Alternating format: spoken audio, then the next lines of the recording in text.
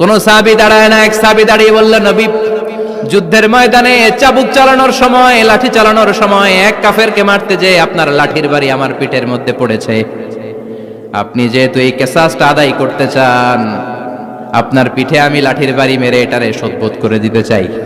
বিশ্বনবী বললেন, ওমর রাখো, এটা বান্দার হক, মিটাতে দাও। বিশ্বনবী বললেন, আসো, তুমি এসে আমার পিঠে লাঠি দিয়ে চাবুক দিয়ে বাড়ি মারো। সাহাবী বলে, ও নবী, তখন দুর্ভিক্ষের সময়ের যুদ্ধ ছিল, আমাদের গায়ে জামা ছিল না।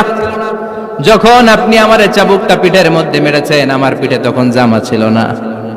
আপনি যদি যথা নিয়মে কিসাসটা আদায় করতে চান, আপনার জামাটা খুলেন, খালি পিঠের মধ্যে বাড়িটা মারি। বিশ্বনবী উনার জুব্বাটা উপরের দিকে উঠালেন, পিঠের মধ্যে বাড়ি দেওয়ার জন্য ওই সাহাবীকে ডাকলেন। ওই সাহাবী বিশ্বনবীকে পিছন দিক থেকে জড়িয়ে ধরে ওই মোহরে নবুয়তের মধ্যে চুমু দিয়ে ফেলেছে।